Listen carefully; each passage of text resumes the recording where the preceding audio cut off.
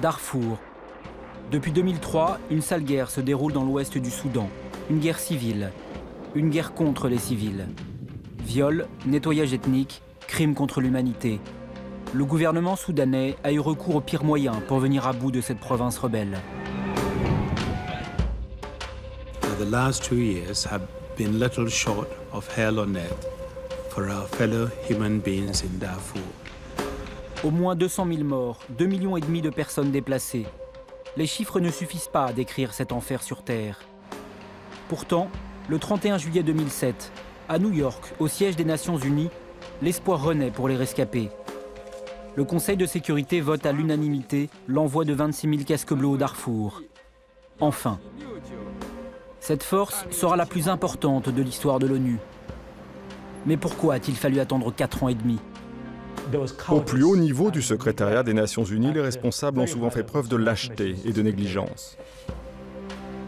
Nous n'avons pas tenu l'engagement du « plus jamais ça » après le Rwanda. Le monde a échoué au Darfour. Au-delà de la compassion et de l'indignation, nous avons voulu remonter aux origines, expliquer les enjeux, dévoiler les stratégies des acteurs de ce conflit. De Khartoum à Washington, en passant par Genève ou Pékin, nous avons enquêté sur une histoire qui n'est pas seulement soudanaise, une histoire qui est aussi la nôtre. C'était un test pour le 21e siècle. Pouvions-nous construire un monde meilleur? Étions-nous capables d'arrêter des crimes comme cela? Nous avons fermé les yeux jusqu'au moment où nous nous sommes dit « Maintenant c'est bon, c'est le moment ». Mais il était déjà trop tard.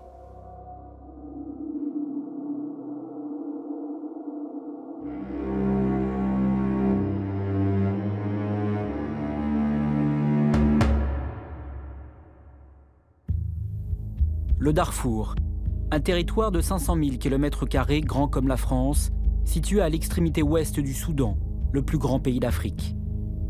Bordé par la Libye, le Tchad et la Centrafrique, il est à la frontière du monde arabe et de l'Afrique noire. C'est l'une des zones les plus enclavées et les plus pauvres du continent.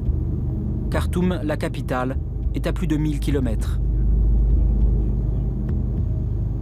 Le Darfour, c'est une province qui a une identité très forte. C'était un sultanat indépendant jusqu'en 1916. Donc il y a un sentiment d'appartenance fort. On est du Darfour, on vient du royaume du Darfour qui était puissant de façon séculaire. Donc il y a vraiment une identité propre aux gens du Darfour.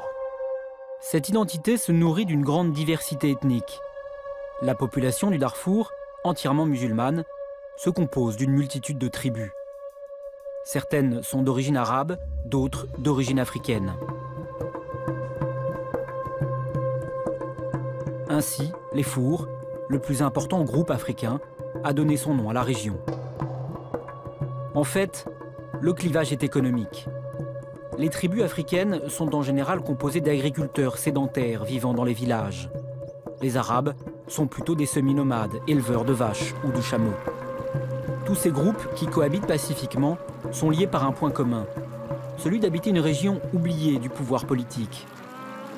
En effet, on est là dans le problème qui est celui de l'État central soudanais qui ne s'est préoccupé depuis des décennies, et je dirais même du temps des Britanniques jusqu'en 1956, que du Soudan utile, du centre du Soudan. Donc on n'a pas fait d'investissement, d'infrastructures, de services au Darfour. En 2003, à la veille de la guerre, le Darfour compte moins de 150 km de routes asphaltées et une seule forage de puits en état de fonctionner, pour une population de 7 millions d'habitants. En fait, le gouvernement consacre l'essentiel de ses ressources à la vallée du Nil et à la capitale, Khartoum. L'argent du pétrole, qui coule à flot depuis 1999 au sud du pays, doit servir notamment à bâtir le Khartoum de demain, sorte de mégalopole futuriste à l'image des capitales du Golfe. Mais à 1000 km de là, au Darfour, on manque de tout. On y compte un enseignant pour 300 enfants et un médecin pour près de 40 000 personnes.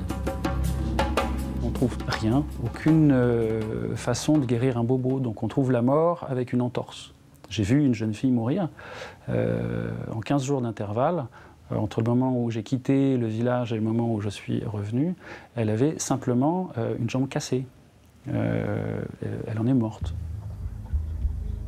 Donc il y a un sentiment d'être traités comme des citoyens de seconde catégorie par des habitants de Khartoum qui se considèrent comme plus civilisés, plus éduqués, qui ont la main mise sur l'économie, qui donnent le là en matière culturelle et qui détiennent l'essentiel du pouvoir politique. À Khartoum, les gens du Darfour étaient appelés comme ça, un peu comme presque une insulte, les Khalibin, ce qui signifie en langue arabe les gens de l'Ouest. Et c'était une façon de les rabaisser, de leur dire « tu comptes pas, tu es vraiment rien, tu es de la daube, tu représentes rien pour nous ». Dans ce contexte, survient un premier événement qui va déstabiliser la région. Au début des années 80, une terrible sécheresse s'abat sur le Tchad et le Darfour. Le désert du Sahara qui gagne du terrain raréfie culture et pâturage. Entre août 84 et novembre 85, la famine tue au moins 80 000 personnes au Darfour. Cet épisode bouleverse radicalement les rapports entre les fermiers et les nomades. Tout a commencé par une course aux ressources naturelles qui s'est accélérée avec la dégradation de l'environnement et la désertification. Les nomades qui peuplaient le nord du Darfour ont été contraints de se déplacer vers le sud, dans une région habitée par des cultivateurs. Malheureusement, ces cultivateurs aussi ont agrandi l'espace cultivé pour faire face aux sécheresses qui se renouvelaient d'année en année. Donc ils ont empiété sur les pâturages et sur les voies de passage des nomades. La survie de chacun des groupes est désormais en jeu. Nomades et fermiers prennent les armes pour protéger leurs troupeaux ou leurs terres. À Khartoum, on ferme les yeux devant cette violence grandissante. Pire, on retarde l'accès de l'aide humanitaire à la région. Car admettre qu'il y a une famine, c'est reconnaître le sous-développement du Darfour. Devant l'inaction du pouvoir, les élites de la région, les fours surtout, tentent de trouver une solution politique à cette dérive. Les ethnies villageoises du Darfour ont commencé à revendiquer un meilleur accès aux richesses et au pouvoir central. Eh bien, le gouvernement a pris peur et a pensé que la solution la plus favorable pour remettre ces gens-là à leur place, d'une certaine manière, c'était d'armer les guerriers, ces nomades chameliers qui avaient une capacité offensive beaucoup plus grande sur le Darfour. Les 27 tribus se regroupent au sein d'une coalition. Le gouvernement les arme. Il les persuade aussi qu'ils forment une race supérieure. Cette politique est suicidaire. Au Darfour, on commence à se définir comme arabe ou africain, plutôt que nomade ou fermier. Le clivage ethnique remplace le clivage économique. Et cette situation va dégénérer à cause de la guerre qui oppose tout au long des années 80 les deux pays voisins, le Tchad et la Libye. L'une des conséquences de la guerre entre la Libye et le Tchad fut l'arrivée massive d'armes par la frontière soudanaise. Elles ont fini par atterrir entre les mains des fermiers et des chameliers. Donc les conflits traditionnels, tribaux, sont devenus de plus en plus violents puisqu'on avait accès à des armes automatiques qui faisaient beaucoup plus de victimes. Et parfois ça dégénérait, mais vraiment très très fort. Le Darfour comptait déjà depuis une dizaine d'années entre 2 et 5 000 morts par an. En juin 1989, le gouvernement de Khartoum est renversé par un coup d'État. Le général Omar el-Béchir, le nouvel homme fort du pays, impose alors une dictature militaro-islamiste qui va dégrader encore un peu plus les relations entre Khartoum et la population du Darfour. Devant l'absence d'espoir, un mouvement rebelle apparaît en 1992, le SLM, le Mouvement de libération du Soudan. Il réclame une meilleure répartition du pouvoir et des richesses du pays, l'instauration d'un État démocratique et laïque. La rébellion est principalement d'origine africaine. Son fondateur est un jeune avocat issu du peuple four, Abdelwahid El-Nour. Nous nous sommes rendus compte que nous devions trouver un moyen pour arrêter le bain de sang, pour vivre en paix ensemble, avec toutes nos différences, nos ethnies et nos religions dans un même pays. Alors nous avons décidé de fonder secrètement le SLM. Début 2003, un autre mouvement, islamiste celui-ci, entre en scène. Le Djem, le mouvement pour l'égalité et la justice. Dès le départ, la rébellion est divisée. Pour le moment, c'est le SLM d'Abdel Wahid, majoritaire, qui déclenche l'insurrection fin février 2003. Nous avons attaqué de nombreuses villes comme Golou, comme le Wadi Saleh, El Djenina, des centres importants. Et nous avons saisi un grand arsenal militaire.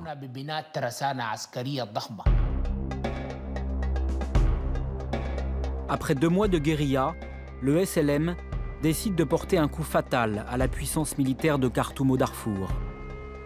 Le 25 avril 2003, un commando rebelle lance un raid éclair sur la capitale historique de la région, El Fasher. L'objectif, prendre le contrôle de l'aéroport militaire et détruire l'aviation soudanaise.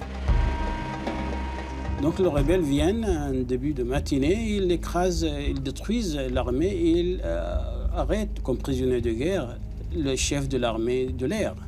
Donc c'était une humiliation terrifiante pour l'armée. C'était la panique, pour tout dire. Pour l'armée soudanaise, le bilan est terrible. 200 soldats tués, 2 avions gros porteurs et 3 hélicoptères de combat détruits. Cette défaite cinglante de Khartoum marque le début officiel de la guerre du Darfour. À ce moment-là, nous étions vraiment très surpris.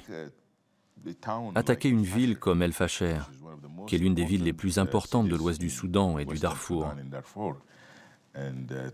et attaquer des avions à l'aéroport, attaquer des bâtiments militaires, c'était une attaque très irresponsable, inacceptable et injustifiée. N'importe quel gouvernement à travers le monde aurait réagi immédiatement.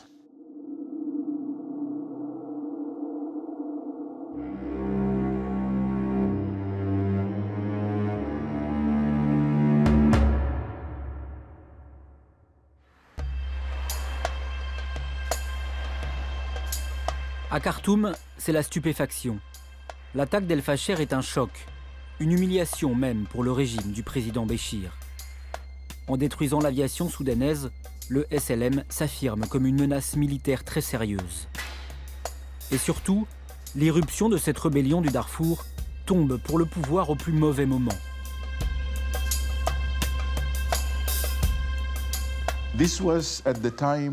À cette époque, le gouvernement était totalement engagé dans les négociations pour arrêter la guerre au Sud-Soudan, qui était alors la plus longue guerre civile sur le continent africain.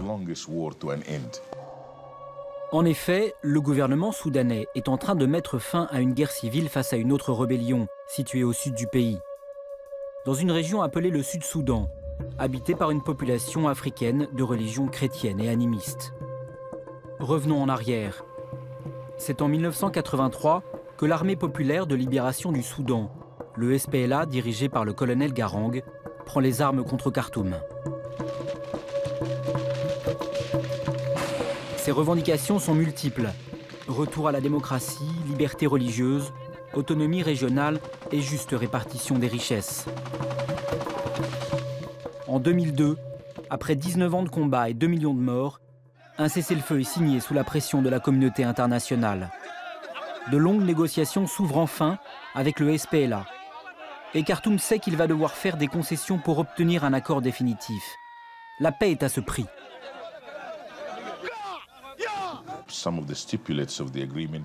Certaines clauses de l'accord devraient donner l'autonomie au Sud et accélérer le partage des pouvoirs, des richesses et redistribuer des revenus du pétrole au Sud. Il était aussi évident que le vice-président du pays serait originaire du Sud. Le régime s'apprête à partager pouvoir et pétrole. En ce début 2003, pour les rebelles du Darfour, c'était donc le moment ou jamais de passer à l'action et d'attaquer El Fasher. Après, il serait trop tard pour s'inviter à la table des négociations. Qu'est-ce qui s'est passé au Sud-Soudan? Il y a eu une négociation qui a duré longtemps. Pourquoi il y a eu une négociation? Parce que les gens ont pris les armes. Alors, pourquoi ne pas faire la même chose? Dans ce pays, si vous voulez obtenir quoi que ce soit, si vous voulez avoir accès aux ressources de votre région, alors prenez une Kalachnikov et allez vous battre. Ce que beaucoup de gens craignaient dans les milieux gouvernementaux à Khartoum, c'est que d'autres personnes au Soudan négocient de la même façon et que l'avenir de la nation soudanaise soit en danger. Alors, quand les incidents ont commencé au Darfour, ils ont réagi sévèrement pour essayer de mater très rapidement la rébellion, afin qu'elle ne s'étende pas à l'ensemble du pays.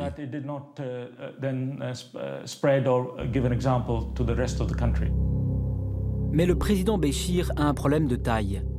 La moitié de son armée qui a combattu au Sud-Soudan est justement originaire du Darfour. Difficile d'envoyer maintenant ces hommes combattre leurs frères. Le gouvernement avait désespérément besoin d'aide pour rétablir l'ordre.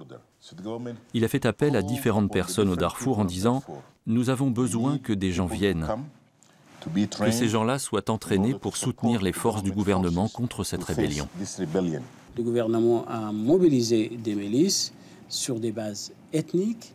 Il a fait cette mobilisation en promettant à certains clans d'origine arabe qui ne jouissent pas des droits traditionnels d'accès à la terre au Darfour, en leur promettant des titres de terre. En armant des tribus d'origine arabe contre une rébellion, surtout africaine, Khartoum transforme délibérément un conflit politique en une sale guerre, une guerre ethnique. La machine infernale est enclenchée. Juin 2003, le gouvernement a recruté suffisamment de milices pour lancer une contre-insurrection massive, avec l'aide de l'aviation et d'une partie de l'armée. Déclaré zone militaire, le Darfour, désormais inaccessible, s'enfonce dans l'horreur. C'est une guerre sans témoins et sans images qui démarre. Une guerre à huis clos. Ce huis clos va durer 1 an. Au même moment, l'ONU envoie à Khartoum un représentant pour coordonner l'aide humanitaire au Sud-Soudan. Cet homme s'appelle Mukesh Kapila. Il comprend très vite qu'il se passe quelque chose au Darfour. On n'avait pas d'équipe à nous au Darfour. Les seules informations qui nous parvenaient étaient celles de voyageurs ou de réfugiés qui commençaient à arriver à Khartoum. Et là, on a eu des témoignages. En août 2003, plusieurs milliers de personnes fuient le Darfour et se réfugient au Tchad, de l'autre côté de la frontière. Ce sont surtout des femmes et des enfants, totalement démunis, épuisés par des jours de marche à travers les plaines désertiques de l'ouest du Darfour. Les rescapés se regroupent là où ils peuvent. Certains sont pris en charge par l'organisation MSF Belgique, déjà présente sur la zone. Ce qui nous frappe dès le début sur l'information qui nous revient, c'est l'importance des attaques contre les populations civiles. C'est plus qu'un certain nombre d'incidents, c'est véritablement une campagne de répression de masse. On se fait une idée quand même d'événements majeurs du point de vue de l'intensité.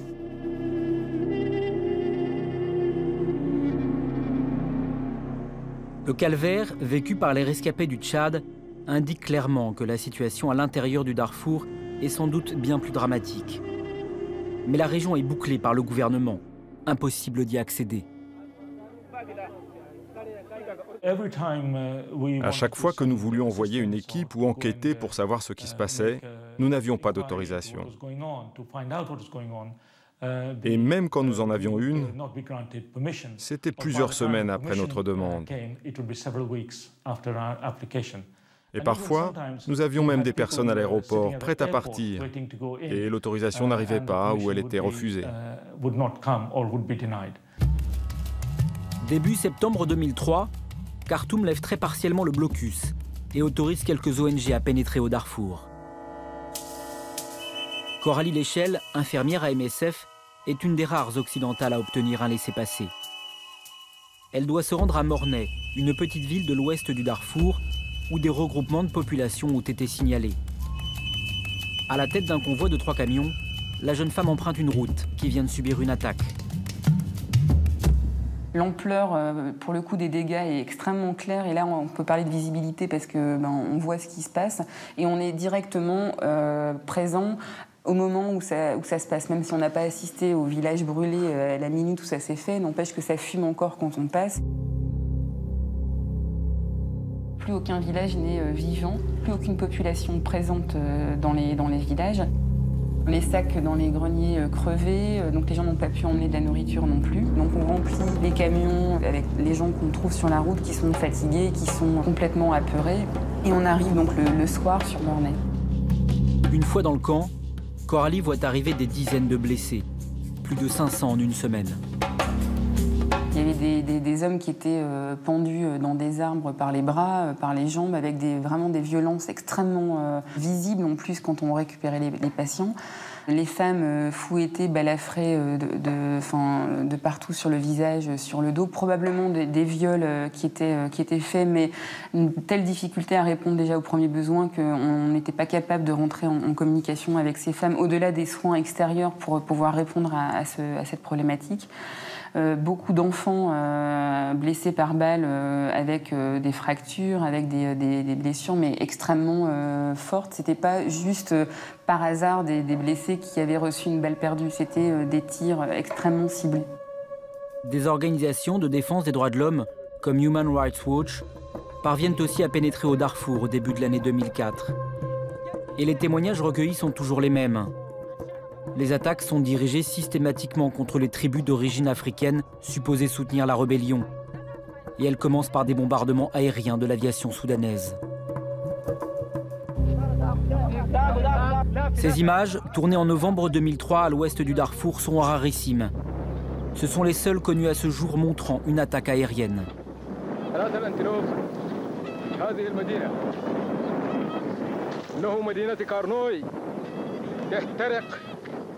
تحت دانات الانتنوف أيها الأخوة المشاهدين هذه أثر الضربة التي خسفت هذا المكان. Dans un premier temps, le gouvernement coupait les réseaux de téléphone portables, de sorte que les personnes à l'intérieur de Nyala ne pouvaient pas téléphoner à leurs amis ou leurs familles pour les prévenir que des hélicoptères allaient décoller vers l'ouest ou l'est, selon la direction qu'ils prenaient.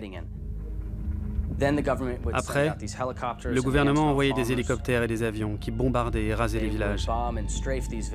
Les forces militaires arrivaient ensuite. Elles étaient composées de l'armée soudanaise et des Janjaweed qui combattaient côte à côte. Les Janjaweed. Ces cavaliers à cheval ou à dos de chameau sont la figure aussi emblématique que mystérieuse de ce conflit. Janjaweed signifie démon armé à cheval. Ce mot ne désigne pas seulement les miliciens arabes recrutés par Khartoum en 2003, mais aussi des groupes de marginaux, des pillards, des petites tribus africaines pauvres, et même des mercenaires étrangers. En associant tous ces hommes, dont le nombre est estimé à 30 000, le gouvernement a créé un véritable monstre. Très rarement photographiés et filmés, ils sont pointés du doigt par tous les rescapés. Il y a une attaque de Janjaweed au sein du camp, dans l'école qui est située à côté de la clinique, donc on est les uns à côté des autres, et une attaque franche et directe devant nous, Kalachnikov à la main, et tir direct sur les enfants dans l'école pour voler les chevaux. Ils ont tiré sur ce qui bougeait, et ils sont repartis illico presto avec les chevaux, et nous on a récupéré les blessés qui étaient à côté de la clinique. Les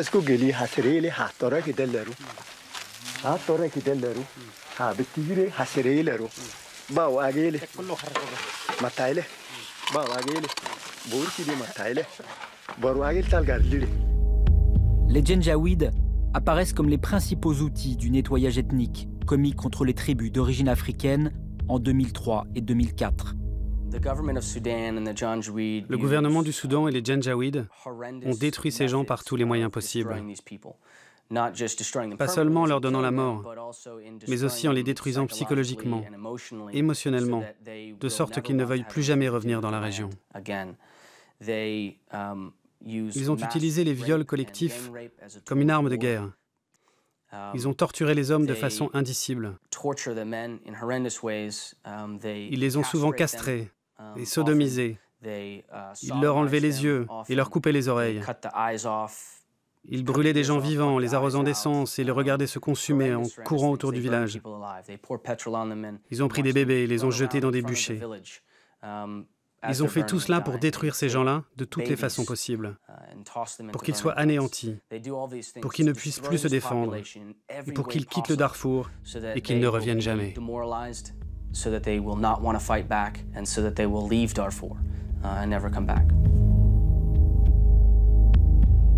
Nous, on a eu la chance de pouvoir interviewer des Janjaweed qui ont accepté de nous parler, en disant c'est une guerre de défense, nous sommes agressés par les rebelles, ils veulent nous chasser du territoire du Darfour, il faut qu'on réagisse. Et puis le discours, au fur et à mesure du recrutement, se transforme en un discours qui est plus raciste, en disant il faut qu'on en finisse avec ces Africains.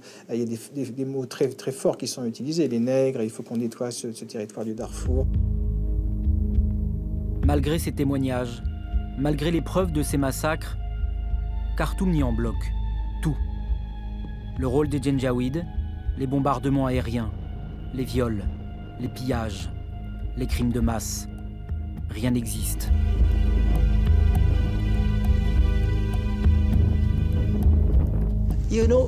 Vous savez, les civils n'ont jamais été visés par les bombardements aériens. C'est fou d'affirmer que le gouvernement bombarde ses populations civiles. Pourquoi un gouvernement peut-il tuer et bombarder sa propre population? Pourquoi? Pour gagner quoi? Nous n'avons rien à gagner. Nous avons tout à perdre en faisant cela. Nous perdrions des vies humaines, ainsi que la confiance de la communauté internationale. C'est de la folie, c'est totalement illogique. Janvier 2004. 600 000 personnes sont déplacées à l'intérieur même du Darfour en raison des violences. Elles manquent de tout et Khartoum refuse d'ouvrir plus largement la région aux ONG. Ce blocus condamne des milliers de personnes à une mort certaine. Devant l'urgence de la situation, Mukesh Kapila, le représentant de l'ONU à Khartoum, décide d'alerter les gouvernements occidentaux. Je suis allé à Londres, à Paris, à Oslo, à Rome, à Bruxelles. Et ni à Londres, ni à Paris, ni à Oslo on ne m'a cru. J'avais le sentiment que les informations sur le Darfour tombaient très mal à ce moment-là.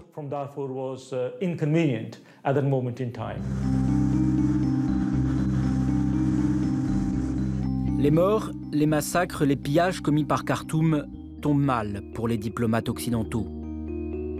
Ces diplomates choisissent de se concentrer sur l'autre guerre civile soudanaise, celle qui a opposé Khartoum aux rebelles du Sud. Et le cessez-le-feu signé en 2002 reste fragile. Les ennemis d'hier, John Garang, le chef rebelle, et le vice-président soudanais Ali Ousmane Taha, mènent au Kenya de longues négociations pour parvenir à une paix définitive. Washington, le principal médiateur, fait du succès de ces accords une priorité en Afrique. Le sénateur Danforth est l'envoyé spécial de George Bush pour superviser ces négociations. Nous étions complètement occupés par les accords de paix Nord-Sud. C'était vraiment très compliqué. Il ne faut pas oublier que 2 millions de personnes étaient mortes dans cette guerre. Je ne me préoccupais pas vraiment du Darfour. J'étais vaguement conscient de ce conflit. En réalité, John Danforth sait parfaitement ce qui se passe au Darfour. Mais les États-Unis ont décidé de fermer les yeux. Il ne faut pas gêner Khartoum.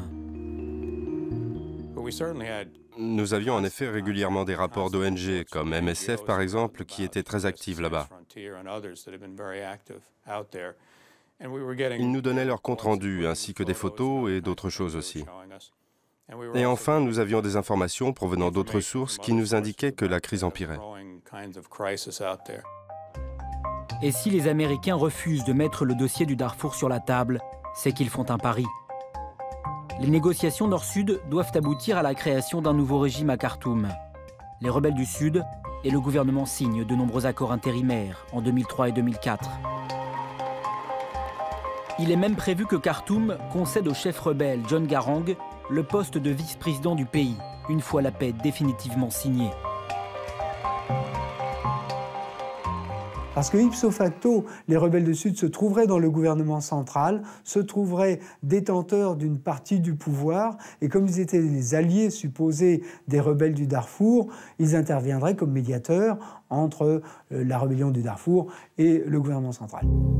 Cette stratégie est un échec. Au contraire, ces négociations poussent Khartoum à la guerre totale au Darfour.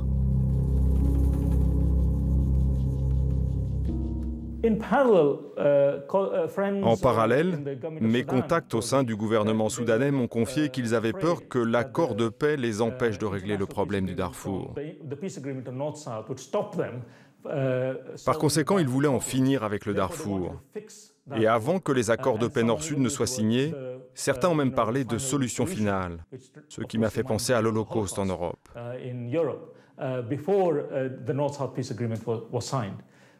Je savais que les diplomates des pays occidentaux qui disaient que ces accords de paix allaient régler le problème du Darfour avaient tort. Ils avaient totalement tort, et leur analyse n'était pas la bonne.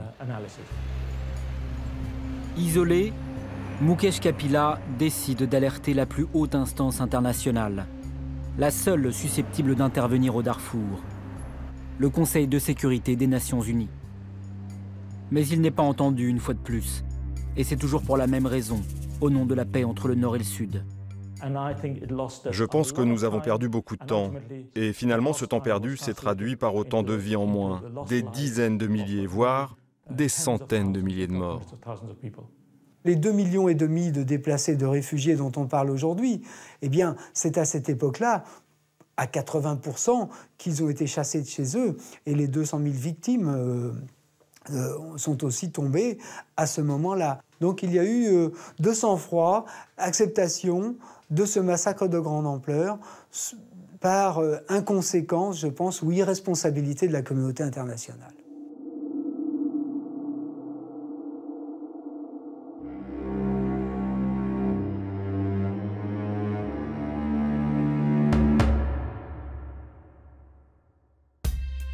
Printemps 2004. La guerre du Darfour s'invite enfin dans l'actualité. La presse internationale couvre enfin la crise. Mukesh Kapila profite de ce nouveau climat pour prendre la parole. J'étais arrivé au bout du chemin. Les réseaux diplomatiques normaux auxquels j'avais accès ne me permettaient pas d'en faire plus. C'est pourquoi j'ai décidé de parler directement aux médias. Et je l'ai fait dans une interview à la BBC. There's little coverage from international journalists, they're not allowed in, and there are some pretty horrific things going on, aren't there? This is the world's greatest humanitarian crisis. I was present in Rwanda at around the time of the genocide there. I've seen many other situations around the world, but I'm totally shocked about what is going on in Darfur at the present time. This is ethnic cleansing, and I don't know why the world is not doing more about it. Dr. Mukesh Kapila, thank you very much for joining us. Pour la première fois, un responsable onusien utilise le terme de nettoyage ethnique à propos du Darfour. La référence au Rwanda n'est évidemment pas fortuite. 10 ans auparavant, d'avril à juin 1994, 800 000 Tutsis ont été assassinés. Et à l'époque, les Nations Unies n'avaient pas su ou voulu arrêter ce génocide. 10 ans plus tard, le 7 avril 2004, Kofi Annan, secrétaire général de l'ONU, est à Genève pour commémorer ce drame. Il choisit ce moment solennel pour imposer la guerre du Darfour sur le devant de la scène. Let me say here and now that I share the grave concern at the scale of reported human rights abuses and at the humanitarian crisis unfolding in Darfur, Sudan. The international community must be prepared to take swift and appropriate action, which may include military action. Kofi Annan a gagné. Les dirigeants occidentaux se succèdent au Soudan. Le conflit a trouvé sa place sur l'agenda international. Ce que craignait Khartoum est arrivé. Le Darfour n'est plus une affaire seulement soudanaise. Le président Béchir doit céder du terrain. Le 8 avril 2004, il signe un accord de cessez-le-feu avec les rebelles. Et il autorise enfin les humanitaires à accéder au Darfour. Les besoins sont énormes, la famine menace. Dès le mois de mai, des dizaines d'ONG et les agences de l'ONU débarquent pour nourrir et soigner 1 million de personnes. Un chiffre très vite réévalué à 2 millions. Le tiers de la population du Darfour. Kofi Annan veut pousser son avantage. Fin juin, à Khartoum, il rencontre les dirigeants soudanais, apparemment disposés à coopérer.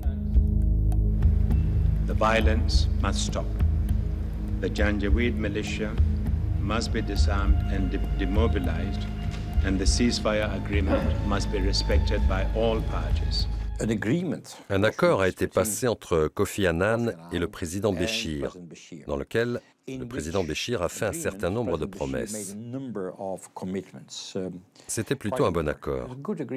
Une des clauses les plus importantes sur laquelle le président Béchir avait insisté, c'était le désarmement des Janjaouides. Kofi Annan pense avoir marqué des points. Mais cet accord est un marché de dupes. Les dirigeants soudanais ne vont jamais désarmer les Janjaouides. Ils vont les intégrer dans les forces paramilitaires. 4 ans plus tard, en janvier 2007, on les voit sur ces images uniques défiler aux côtés des troupes régulières à El Djenina, la capitale de l'ouest du Darfour. Dans une certaine mesure, c'est exemplaire de tout ce qui s'est passé par la suite. Un accord obtenu qui, le jour d'après, vole immédiatement d'éclat. Aucune mise en application. C'est vraiment divisé pour régner. Le gouvernement manipule énormément. Un mois plus tard, le 30 juillet 2004, le Soudan est à nouveau sur le banc des accusés. Cette fois-ci, devant le Conseil de sécurité des Nations Unies. Please raise their hand.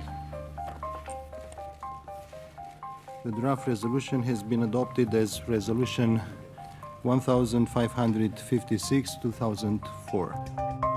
Cette résolution 1556 est la première d'une longue série consacrée au Darfour. Le texte adopté n'est ferme qu'en apparence. L'embargo sur les armes voté ce jour-là ne s'applique pas au gouvernement soudanais. Il ne concerne que les mouvements rebelles et les Janjaouides. La communauté internationale renonce à menacer Khartoum de sanctions.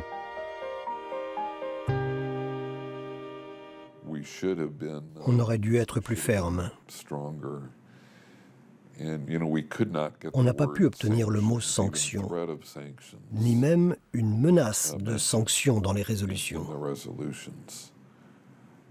Un certain nombre de pays s'y sont opposés, en particulier la Chine. La Chine a besoin de pétrole, de beaucoup de pétrole, pour nourrir ses 10% de croissance annuelle. Khartoum est un de ses principaux fournisseurs en Afrique. Pékin lui achète les 2 tiers de son pétrole et règle une partie de la facture en livraison d'armes. Pour le président Béchir, la Chine est bien plus qu'un simple partenaire économique.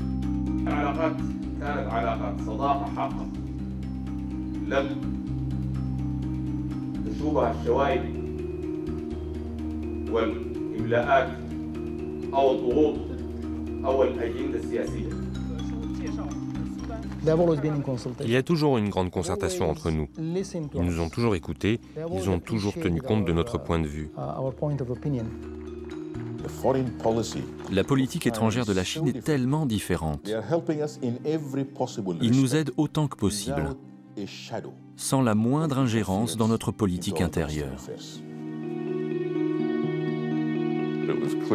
Au final, il était clair pour moi que la Chine mettrait son veto à n'importe quelle résolution un peu dure, à n'importe quelle résolution qui imposerait des sanctions au gouvernement soudanais. Vous pouvez leur faire des reproches car ils soutiennent le régime de Khartoum. Mais vous devez faire attention si vous êtes un occidental parce qu'ils font ce qu'on a fait dans le passé en Afrique. Soutenir des régimes qui ne tiennent absolument pas compte de leur population.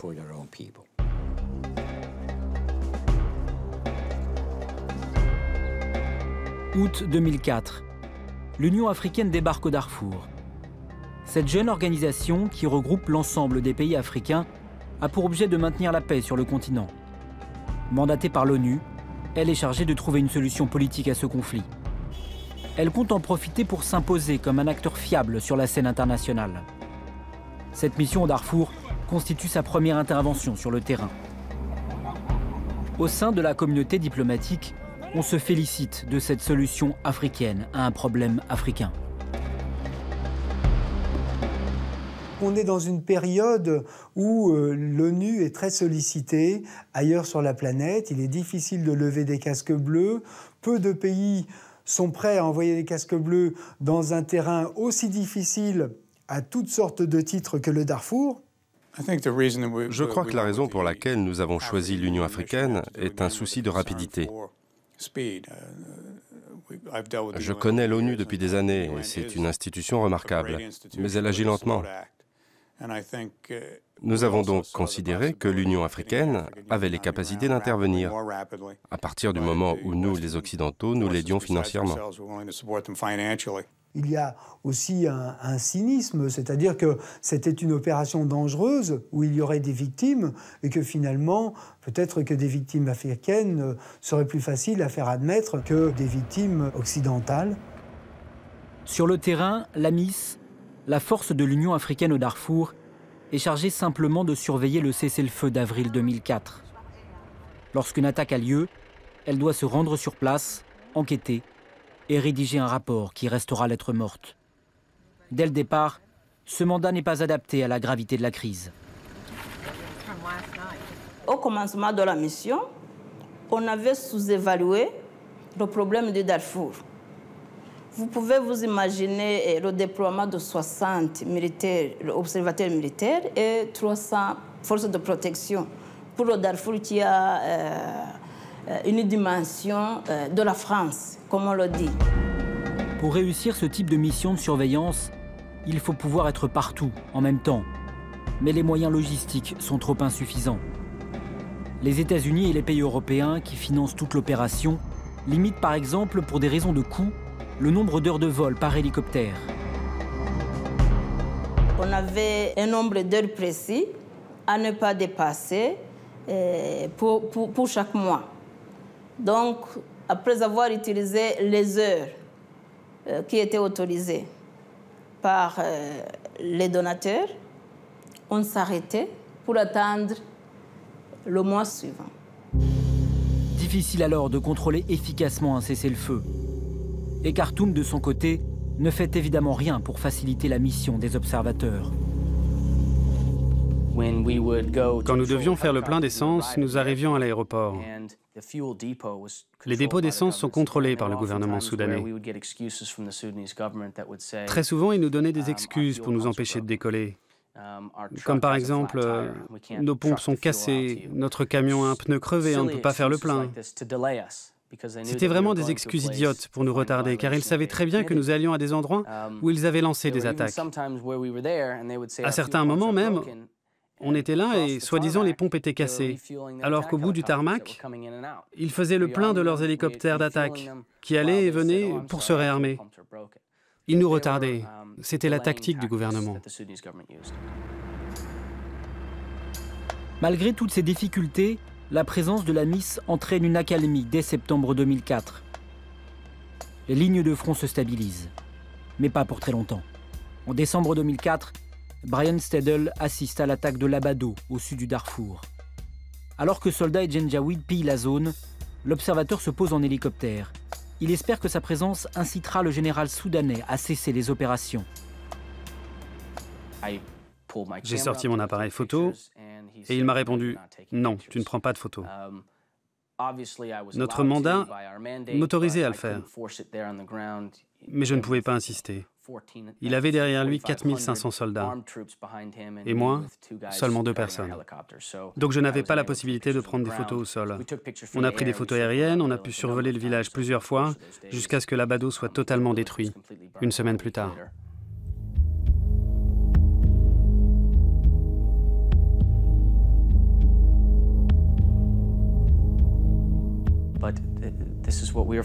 Mais nous avons été obligés de rester à côté du village et le regarder brûler, sans pouvoir faire quoi que ce soit. Seul, Brian Stedel ne peut pas arrêter ce massacre. Et il n'est même pas autorisé à réclamer des renforts pour protéger les populations. Au moment où l'attaque de l'Abado a eu lieu, l'AMIS n'avait pas son mandat. Il n'avait pas le mandat d'intervenir lorsqu'il y a attaque des civils. Le bilan de l'attaque de l'Abado reste aujourd'hui inconnu.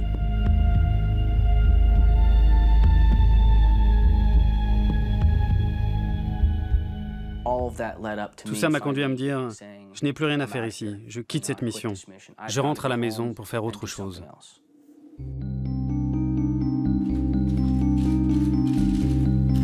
Good morning. For too long, the people of Darfur have suffered at the hands of a government that is complicit in the bombing, murder, and rape of innocent civilians. Aux États-Unis, la crise du Darfour est devenue un sujet de politique intérieure de premier plan.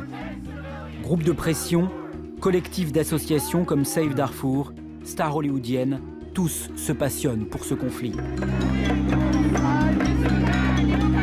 The US policy, the UN, and the world's policy on Sudan is failing. We are not anti-Muslim, we're anti-murder. We're not anti-Arab, we're anti-annihilation. L'administration Bush durcit son discours et le 9 septembre 2004, Colin Powell annonce la nouvelle position américaine. C'est un tournant majeur. We concluded that genocide has been committed in Darfur and that the government of Sudan and the Janjaweed bear responsibility and that genocide may still be occurring. L'utilisation du mot génocide impose aux États-Unis une obligation légale, saisir le Conseil de sécurité. Si l'ONU retient cette qualification, elle doit intervenir militairement.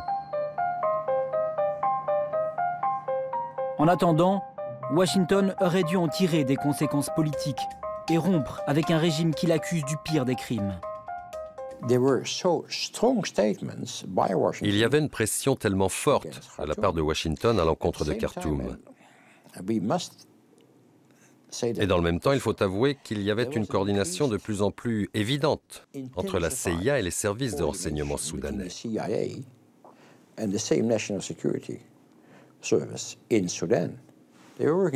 Ils travaillaient côte à côte au nom de la sécurité nationale.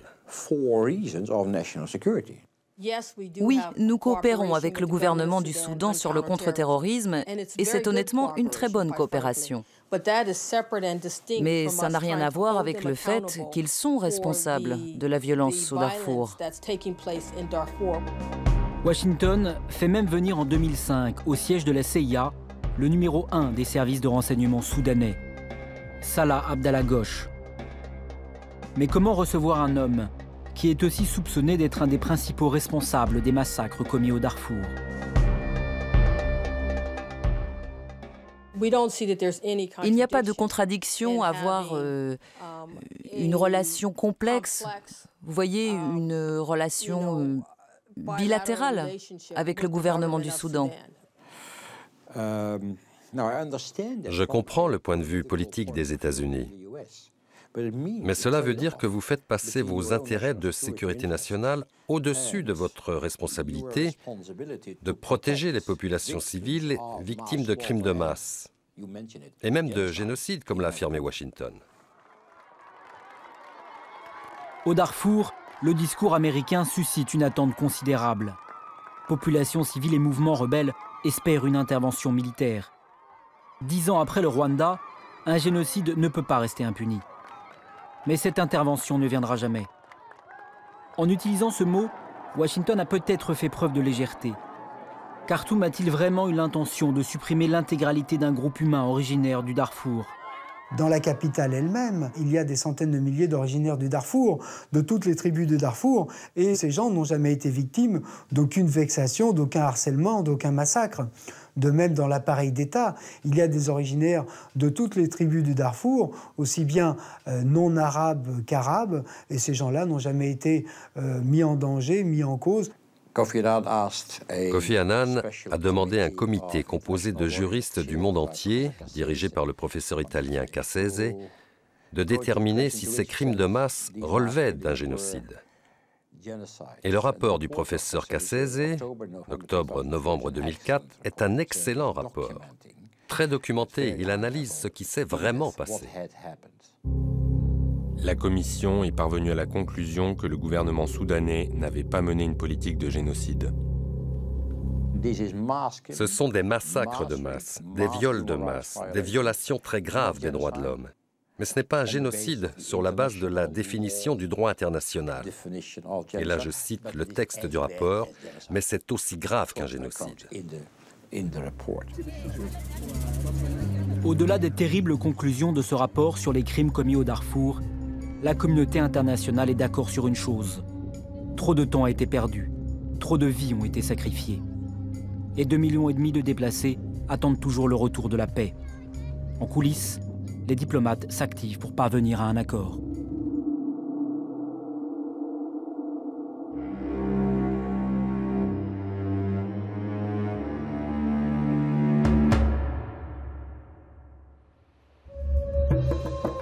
1er mai 2006. L'avenir des habitants du Darfour se joue dans un grand hôtel à Abuja, au Nigeria. Gouvernement soudanais et mouvements rebelles ont 4 jours pour parvenir à un accord de paix. Plus d'1 an de négociations n'ont pas suffi, c'est le sommet de la dernière chance. Tous les médiateurs internationaux, à commencer par les Américains, sont au rendez-vous. Il faut convaincre les rebelles de signer. Seulement voilà, ils ne sont pas à la hauteur de la situation. Le GEM, nous n'avons jamais pensé qu'il signerait. Il a vraiment joué un rôle de perturbateur pendant les négociations. En fait, dans nos discussions avec Khalil Ibrahim, il était évident qu'il n'avait même pas lu le texte de l'accord parce que certaines des choses qu'il réclamait à Abuja étaient dans le texte lui-même. Il est impératif d'obtenir la signature du SLM, sinon la réunion d'Abuja sera un échec. Mais le principal mouvement rebelle est divisé en 2 factions. D'un côté, Abdelwahid, le leader historique et politique, et de l'autre, Mini Minawi, le chef militaire.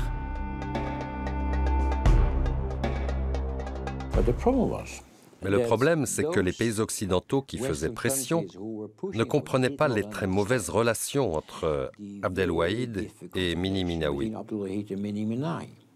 Si l'un signait, l'autre ne signait pas. Nous avions donné au frère Mini la direction de l'aile militaire, mais seulement 10 ans après la naissance de notre parti. C'est pour ça qu'il manque de vision politique.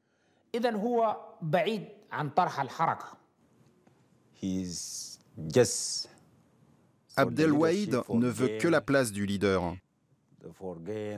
pour gagner de l'argent, pour se mettre en valeur auprès de la communauté internationale.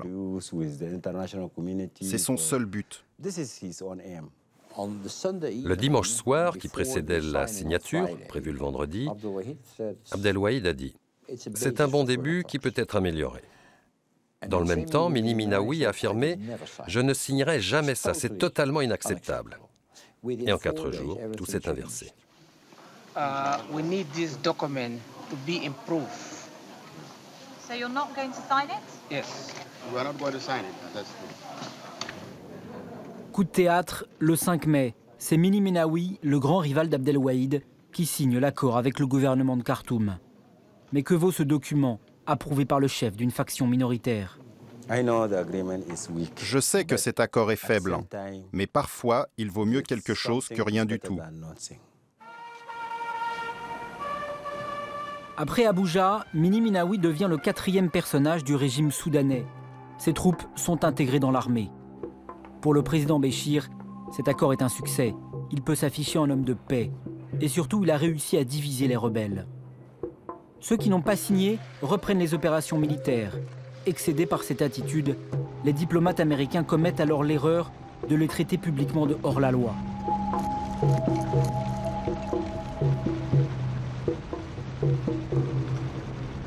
Le gouvernement soudanais prenait prétexte de la non-signature des rebelles pour dire « Maintenant j'ai les mains libres pour mener une guerre à outrance contre ces rebelles qui sont des terroristes au sens où les Américains l'entendent, c'est-à-dire des trublions sur la scène internationale et ces gens-là, nous avons tout loisir de les écraser. » Et les dirigeants soudanais ont utilisé les troupes de Mini Minawi pour attaquer Abdelwahid.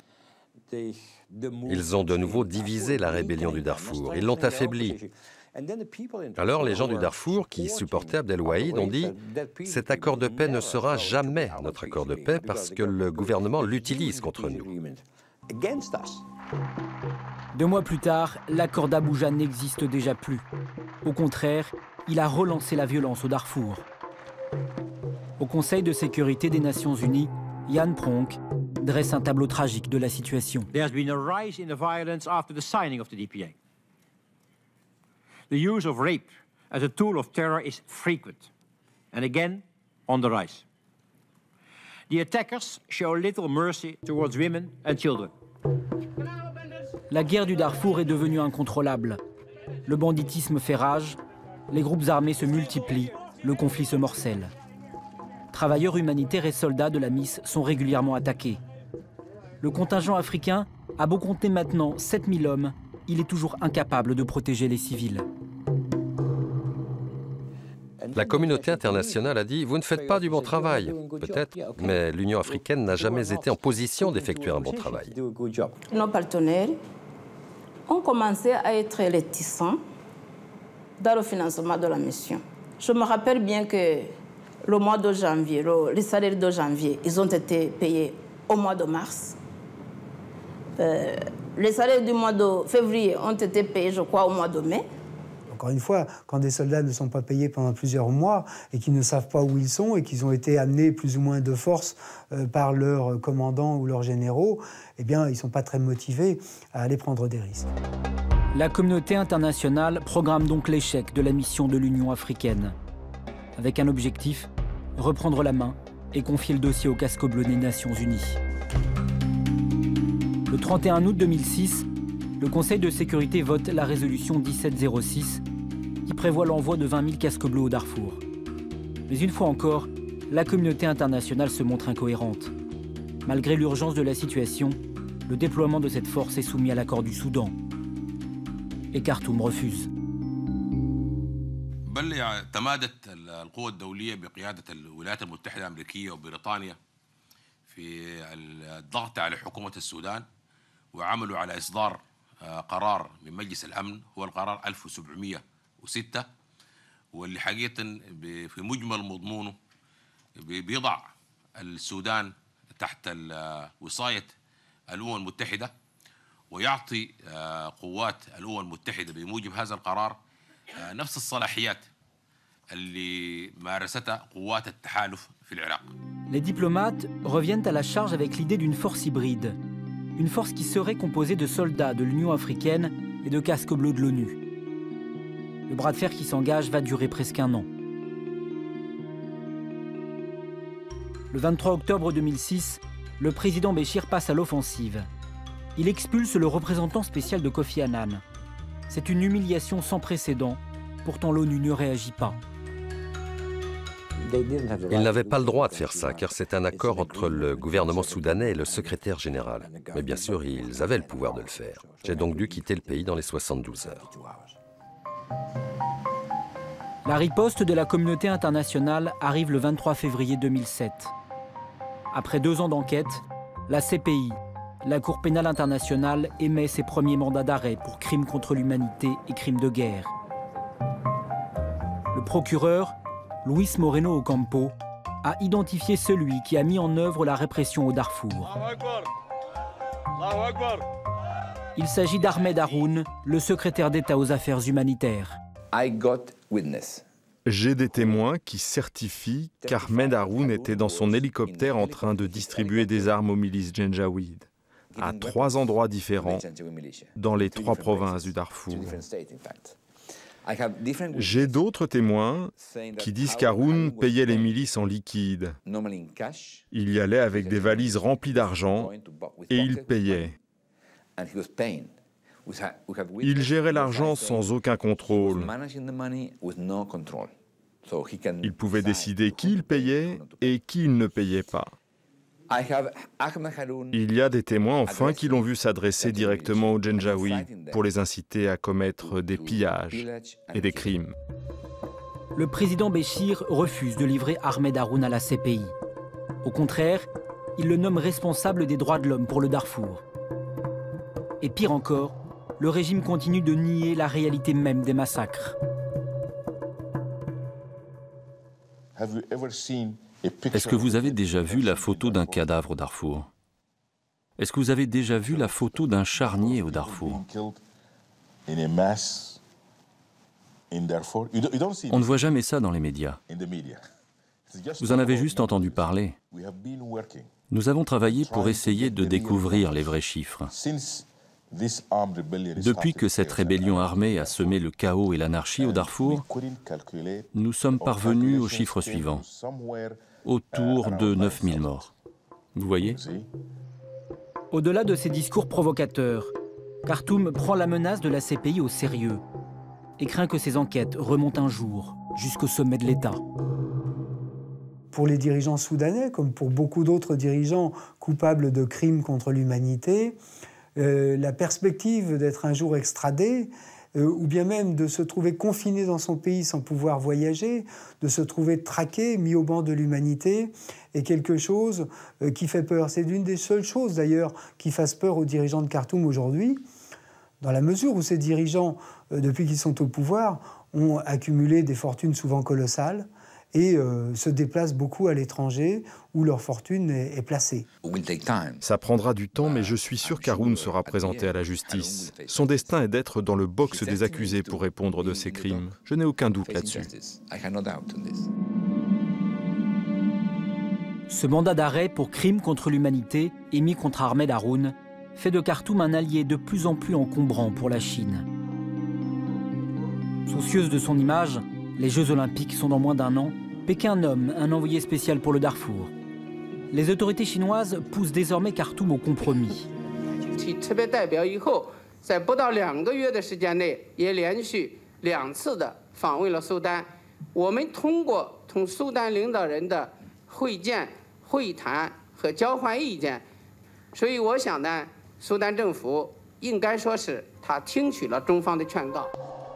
Le 17 juin 2007, le régime soudanais cède. Devant les membres du Conseil de sécurité réunis à Khartoum, le président Béchir accepte enfin la force hybride. Et le 31 juillet, c'est la dernière étape. L'ONU vote d'une seule main l'envoi de cette force. 26 000 casques bleus sont attendus au Darfour début 2008 pour mettre fin aux violences. Ça y est, la paix est une perspective envisageable. Au sein de la communauté internationale, on se félicite. Mais tout cela n'arrive-t-il pas beaucoup trop tard? Après plus de 4 ans de guerre et de violence, le Darfour est ravagé, déchiré et traumatisé. Janjaweed, attaques d'hélicoptères, fusillades ou meurtres, voilà ce que dessinent aujourd'hui les enfants dans les camps de déplacés. Ils ont grandi loin du village de leurs parents, et nul ne sait s'ils y retourneront un jour. La seule présence des casques bleus ne sera pas suffisante pour ramener la paix. La réconciliation sera d'abord l'œuvre des habitants du Darfour eux-mêmes. Bourreaux et victimes n'ont pas d'autre choix. Ils devront cohabiter.